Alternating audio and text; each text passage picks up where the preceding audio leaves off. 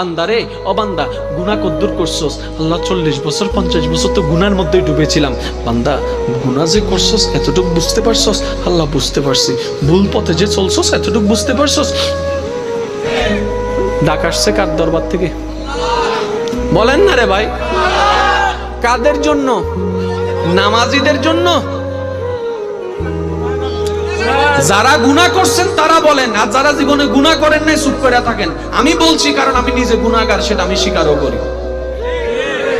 নামাজির জন্য, রোজাদারের জন্য, গুনাহগারের জন্য। কাদের জন্য? তো গুনাহগারকে এক কথায় আমাদের জন্য। আল্লাহ বলছে বান্দা গুনাহ করছস স্বীকার করস? স্বীকার করি। ভুল পথে যে চলছস স্বীকার করস? আল্লাহ করছি। বান্দা আমার সামনে যে হিসাব দিতে হবে এটা তুই মানস? আল্লাহ মানি, কিন্তু ভুল তো করে ফেলছি। হঠাৎ করে বান্দা মুস্কি হাসে বলে আল্লাহ আমি হাজার গুনাহ করলো মনে একটু সাহস আছে। কই কি? আমি তো মুসার উম্মত না, তোমার হাবিবের উম্মত। আমি হুজুর থেকে শুনে, পড়ালেখা আমি করি নাই, আমি হুজুর থেকে শুনছি তুমি নাকি মুসা নবীর একটা বেশ্যা উম্মতকে কুকুরকে পানি খাওয়ানোর কারণে মাফ করে দিছো।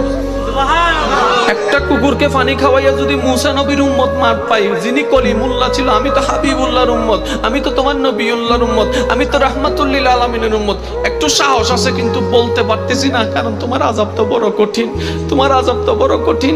আমার লজ্জা লাগছে মওলা। আগুনে জ্বলবো আমার ভয় নাই, সাপে কামড়াবে আমার ভয় নাই, আমার শুধু নিজের ভিতর থেকে একটা লজ্জা লাগতেছে। তোমার খাইয়া কেমনে তোমার বিপক্ষে কাজ করছি, একটা লজ্জা লাগতেছে মওলা। মওলা লজ্জা লাগছে। এবার আল্লাহ বলছেন বান্দা বান্দা আমি আল্লাহর রহমত থেকে নিরাশ হইস না। তো কি করব? কি করব? তুই শুধু একবার মন থেকে তওবা কর। একবার বল আল্লাহ ভুল করছি মাফ করে দাও, ভুল করছি মাফ করে দাও। ইন্নাল্লাহা ইয়াগফিরুয যুনুবা জামিআ। তুই মাফ চাইবি